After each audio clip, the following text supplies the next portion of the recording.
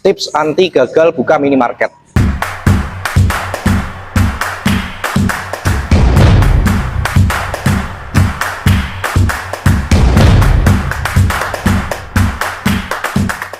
Jadi Anda harus tahu cara atau apa saja yang bisa membuat bisnis minimarket gagal. Itu kan yang paling mudah.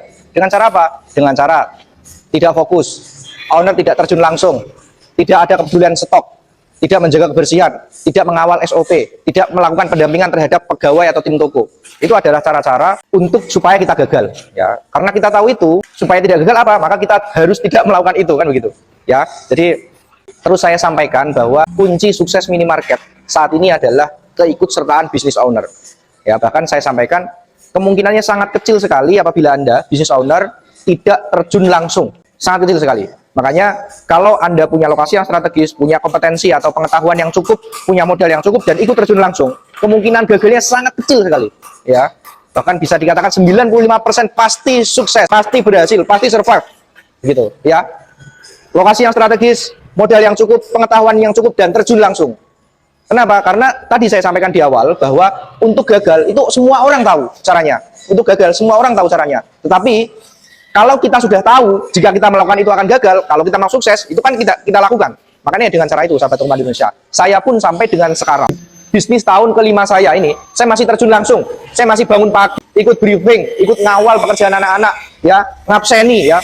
Dan saya masih ingat betul manajer saya dulu waktu di Indomaret menyampaikan salah satu kunci sukses di Indomaret itu, supervisor, manajer, atau level di atasnya, bukan pinter, adalah kemampuan mengabsen, diabseni.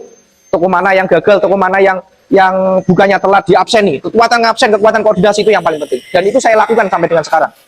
Jam 8, saya sudah di kantor, saya sudah kontrol pekerjaan semua, pekerjaan renovasi, pekerjaan di produksi, ya, pekerjaan di kantor, pekerjaan di semua proyek-proyek kami di luar kota, saya absen satu-satu, saya lihat satu-satu, meskipun sudah ada leadernya, untuk memastikan bahwa pekerjaan kami baik. Ya, saya maunya adalah semua tim kami on, dalam keadaan on, tidak ada yang lagi santai-santai, tidak ada sedang menikmati moodnya yang lagi buruk, tidak ada, semua harus profesional. Saya mengawal itu sampai dengan sekarang. Makanya sahabat Tukang Indonesia, ketika Anda datang ke kantor saya, Mas, di minimarket masih prospek nggak? Masih prospek. Yang paling penting, Bapak, Ibu ikut terjun langsung di dalamnya. Kuncinya begitu, sahabat Tukang Indonesia. Ya.